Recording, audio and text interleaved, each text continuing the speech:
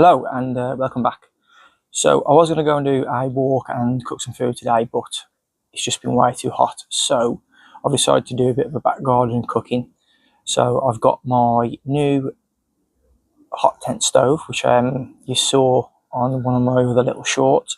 I'm going to set it up today and just show you basically what it is and the make of it, and practice doing some cooking on it as well, ready for winter this year. Got my stuff set up to my left, and I'll show you the stove, what I'm going to cook, which is going to be a chicken tikka, and yeah, we'll have a good night and maybe a beer or two. Okay, so this is the hot tent stove. It's made by VEVOR.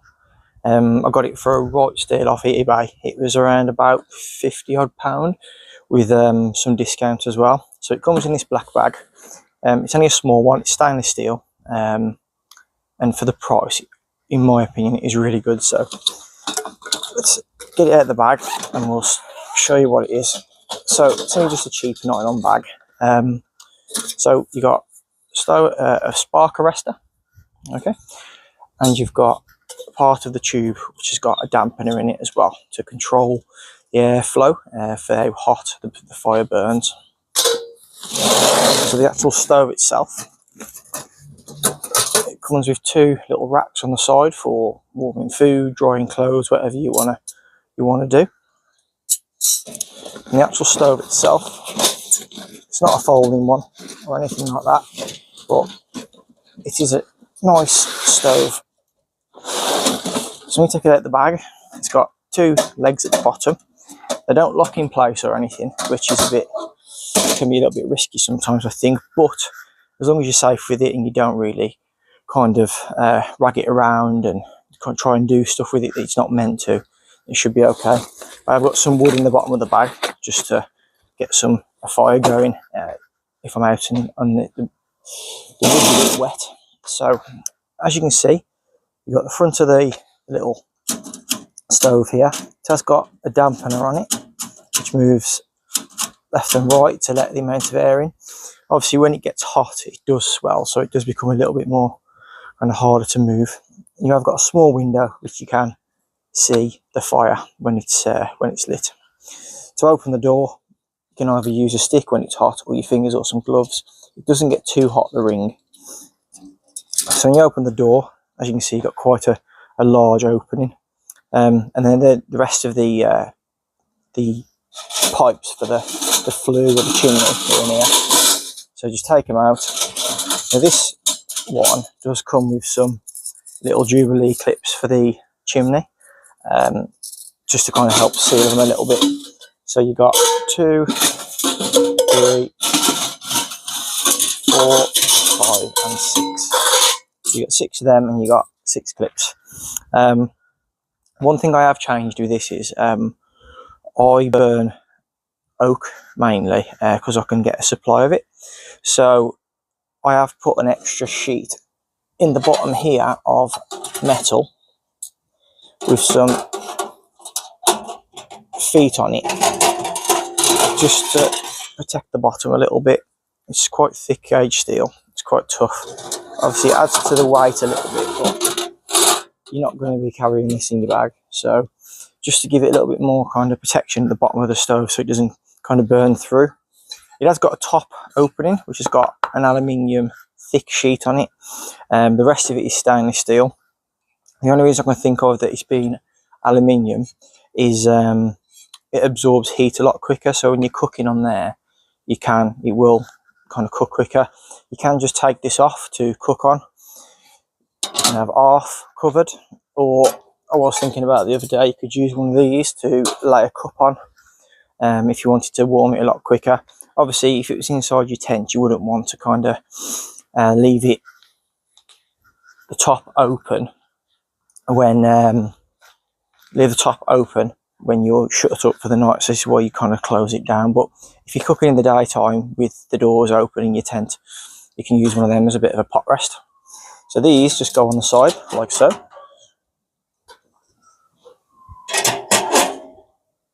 As I say, if you was going to pack this into the wood, you could leave certain things behind, and as I say, that bit goes on top. Okay, so I'm going to push it back a little bit now, and I'm going to put the flue on so you can see that out of the chimney. For the price, I am quite impressed with it. It's not perfect, it's not the Winner Wells and the Palmoli's stoves, but for the price, I tried it out last weekend when we went camping to Weymouth, and it was alright. It was really good. I had to stay up for half an hour on the night time to let it cool down because it was that hot in the tent. But yeah, it's a really good stove, and for the money I'm really happy with it. Okay, so the first one to put on is the piece of flue, chimney, whatever you want to call it, with the dampener on. So they've got a wide end and a narrow end, and so we're going to pop it on. So these Jubilee clips, as I say, are designed to go over the top like that, so you can do them up a little bit. I'm not sure if they actually do much, but I am going to put them on because it came with it. So put the first one on and just tighten up the Jubilee clip, and then basically you're just going to build the chimney. Now this is obviously quite a high chimney for inside the tent, but for today I'm not going to put the whole lot on, so I'm just going to put these 3 on and then the stove arrestor. Sorry, the spark arrestor, not the stove arrestor. So just slide these down. As I say, I'm not sure if they actually kind of achieve much because the stove joints are pretty tight fitting, but pop them on because they came with it. So last one over the top, and then the spark arrestor, hopefully you can see this, has got little tie-up points on it, so you can put some like clips on and some paracord, maybe a bit of chain first, then paracord to tie on to if it is windy outside. So we're not going to use these ones. So that's it, pretty much set up, ready to kind of start a fire in it. But I'm going to show you my cooking kit first and my little what I'm going to be cooking, and then we'll get the fire going. Okay, so I checked the video and you couldn't see the spark arrest, but as I say, you've got these tie-out points, there's 3 of them. So obviously if this is another 3 foot, 4 foot high, you can tie them out. I'm going to put some little bits of chain on. I've got to kind of bring the paracord away from the hot pipe. Okay, so I'm going to show you my kind of cooking setup for today. So in here is just my brew kit. It's got some powdered milk to make, some bread and sugar, tea, coffee, some more oil and stuff in there. So I've got my IKEA frying pan, probably one of the best frying pans I've had non-stick wise. It works a treat on fire, Trangia, gas, everything. A wooden plate which is going to double as my chopping board on the back for the chicken. A folding cup for a brew later. My MSR, I think it's the Alpine, or it's got Seagull. Seagull pot. So it's the one that the handle locks over the top. Like so. So that's going to go on top to do the rice. And that one's the stainless steel one. And then my cooking implements is my Swizz, I think it's called Swizz, Swizza, so SWIZA multi-tool, very similar to a SAK Swiss Army knife. So, but if you want to know about one of those, I can do a little review on that. It's got all the same tools, titanium spork, some tongs, and my homemade spatula. So that's my cook kit for today. And what I'm actually cooking is chicken tikka masala, sauce, some nice chicken, some onion, some mushrooms, and I'm also going to do some rice. And as I said, I'm also going to make some bread to go with it. So yeah, I'm going to get the fire lit and then we'll crack on with some cooking because I'm getting hungry now. Okay, so I'm going to get the fire going. So I'm going to use some oak thin bits. I'm going to use one big piece as a brace at the back. Now, you can light this through the door, but to be honest with you, what I found is just to light it from the top. So with the handle handle facing down or up, the flue's open, closed. Okay, make sure you got some airflow at the front. I'm going to get some thin bits of oak ready to get the fire going. So put that back on in a sec. And this fire's going to need to go for a while, really, just before I can cook. So I'm going to use, it's got this little tin here with some firelights and stuff in it. So I've got a fire plug, and I'm just going to break it up so it's a bit more fluffy. And I'm not going to do anything drastic today. I'm going to use a match. So open the door, drop that in, and then light your match. Give it a sec to catch, and then light the tinder. So inside that's lit. That's going to get going, and then I'm just going to use some small pieces of oak just to get the fire going.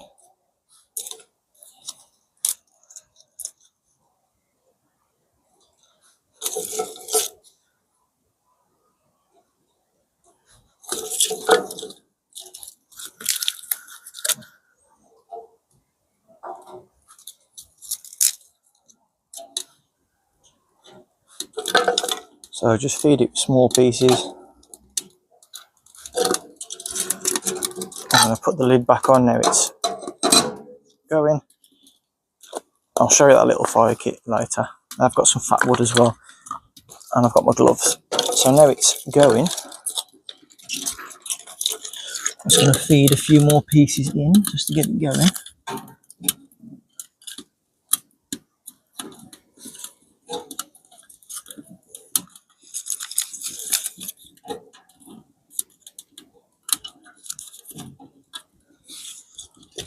And then what I'm going to do is I'm going to bring you around here so you can take a look inside.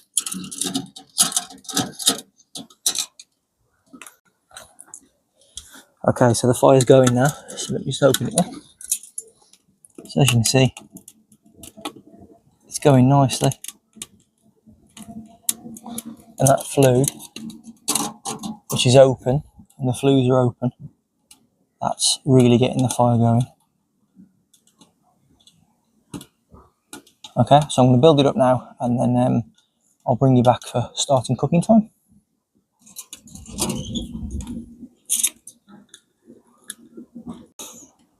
Okay, so the fire is going nice and strong now. I've just put the rice on, and the water's warming up nicely. That aluminium, the aluminium plate, the aluminium piece on top works really well. It absorbs the heat and gets really hot nice and quick. So I'm going to leave that rice to cook away on there. I'm just going to leave the lid off slightly, and I'm going to make my bread. Okay, so my bread is going to consist of 3 ingredients. That's it. So let's make a bit of space.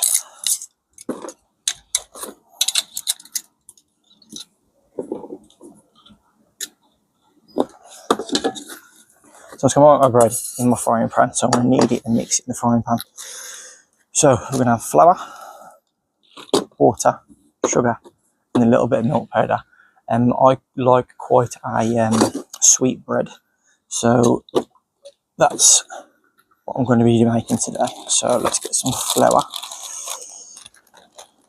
in the frying pan.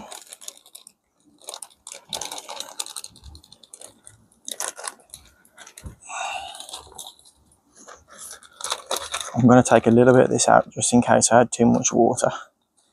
So put a bit of that back in the bag. Right, so I'm going to add some water and some milk powder. So milk powder. And I'm also going to add some sugar. Oh, a bit too much, but we'll go with the flow. So I'm going to use my spoon to get it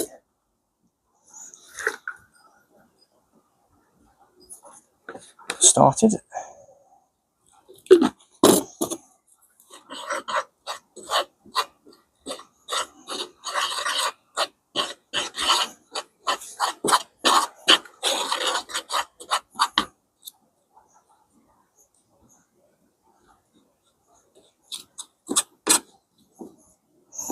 I'm going to go for a flatbread type of bread, like a bannock bread with this mix. So touch more water.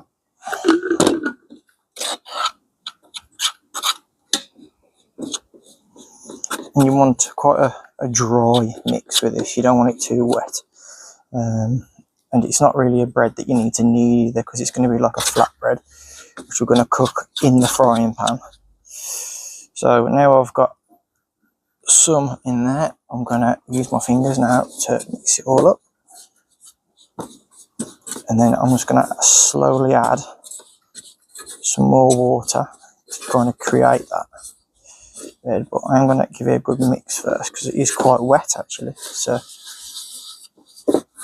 just push it around the frying pan. I think I am going to need some more water in a minute, but we'll see how we get on. As I say, this is more of a flat bread, so it's going to be flat. So you're not really looking for it to rise or anything like that. So I'm just going to put a touch more water.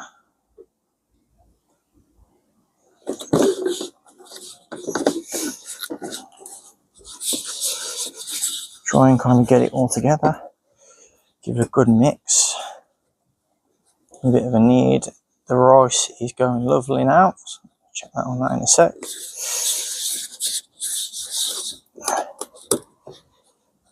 So I'm going to give it a bit of a more knead.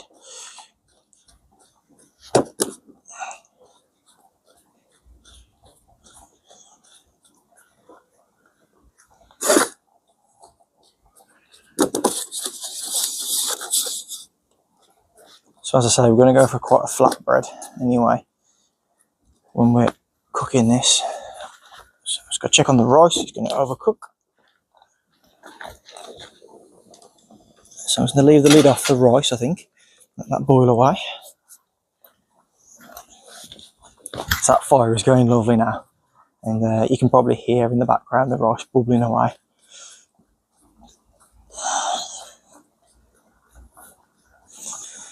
So we're going to make quite a flat kind of bread anyway. So let's clear some of this out the frying pan.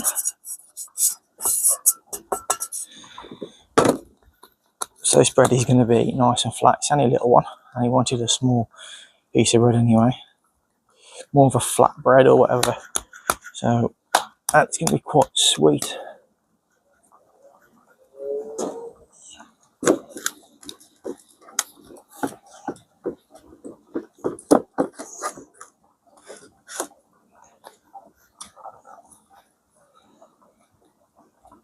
And there's no real measurements in that either. It's just kind of suck it and see, go with the flow like so. So when it comes to cooking that, we will put a bit of oil in the frying pan and just cook it. I'm just going to take you over now and have a look at the rice. So as you can see, the rice is cooking away nicely.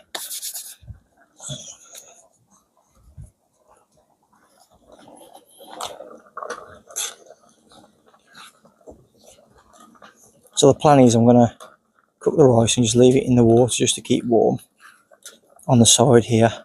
Cook the bread, leave it on the side to keep warm, and then I'm going to do the chicken and the vegetables and stuff, and then add the sauce afterwards. I'll probably just eat it all out the frying pan. So I'm just going to leave that to cook away, and I'll bring you back in a bit. Okay, so the rice is now done, so I'm going to put the frying pan on the fire. I've just loaded it up again with some more wood.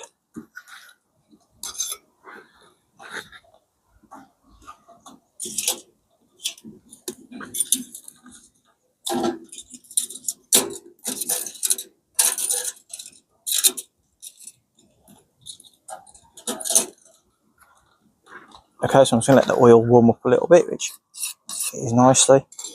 I'm going to pop the flatbread in, maybe like 2 or 3 minutes per side really, and maybe a little bit more.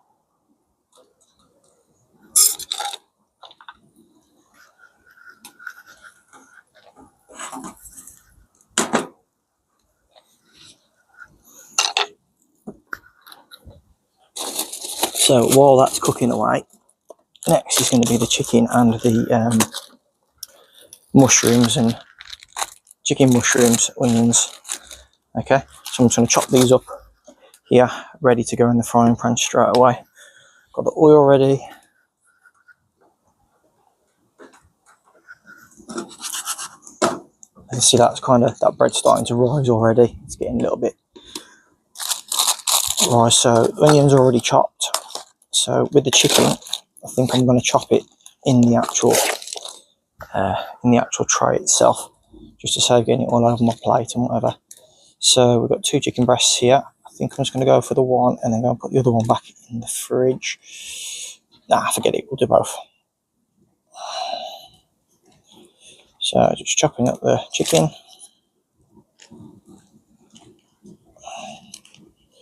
I've got some hand sanitizer just off to my left here, so we can sanitize my hands after I've done this. This knife is kind of my cooking knife, so I only use it for cooking. So it doesn't matter if it's got chicken and everything over it, because I will wash it, but I won't use it for anything else after I've cooked.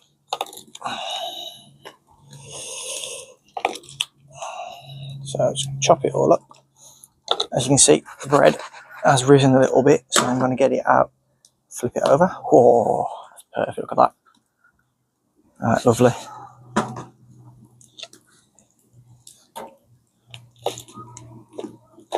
So once that's finished, I'm just going to pop it on the side here, just to keep warm. So the chicken I'm going to cook off, so it's starting to cook, and then I'm going to add the onions and mushrooms, and then I'm going to add the tikka sauce. Obviously I know there's an easier way of cutting this than in the actual tray, but I didn't bring the chopping board outside of me. I didn't want to go back in, so it is what it is. It's not that bad actually cutting it up. Alright, so that's the chicken kind of cut up. I'm just going to quickly wash everything up, and then I want to cut the mushrooms. Okay, so with the bread, as you can see, it's kind of nice with golden brown on that side, but it has burnt a bit on this side. But what you're listening for is basically when you've cooked it, it's a bit hard on the side. So I think I'm going to give it a couple more minutes on this side just to cook through, and I think that'll be fine. Okay, so the bread is pretty much done. Okay, what I'm going to do is I'm going to leave it on the side, just there, just to kind of keep warm. So now it's time for oil.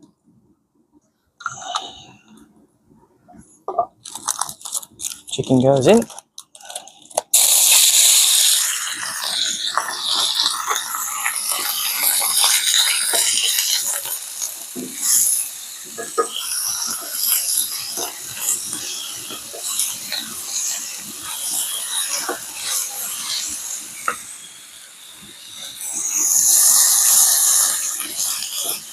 This frying pan is quite hot, so I'm going to have to keep everything moving.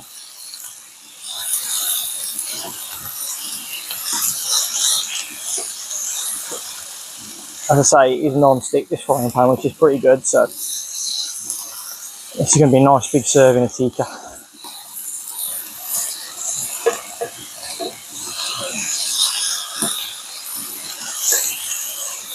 So I'm going to cook that through, and then I'll bring you back. Okay, so the chicken is almost cooked through now, really. It's starting to get there. I have just closed the dampers a little bit, just to stop the fire burning as hot. So I've got some chestnut mushrooms, so they're going to go in.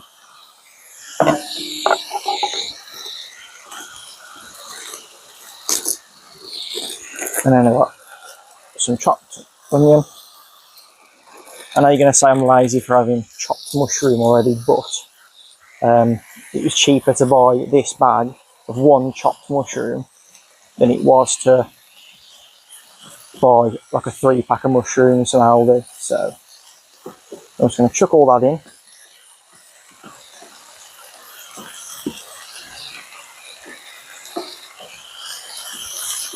And just let that cook off for a bit.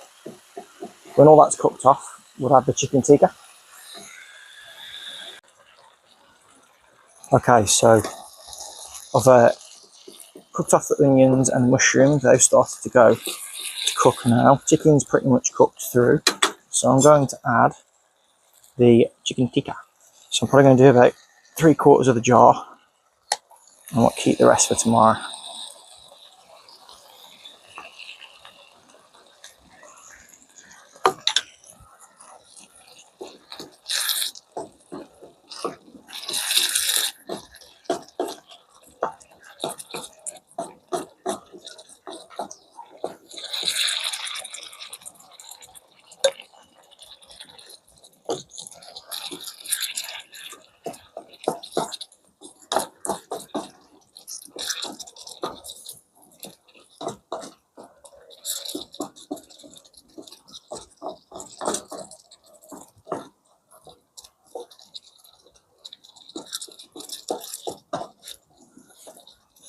Okay, so that's been about half of the jar. So what I'm going to do now, I'm just going to leave that to simmer away for a little bit.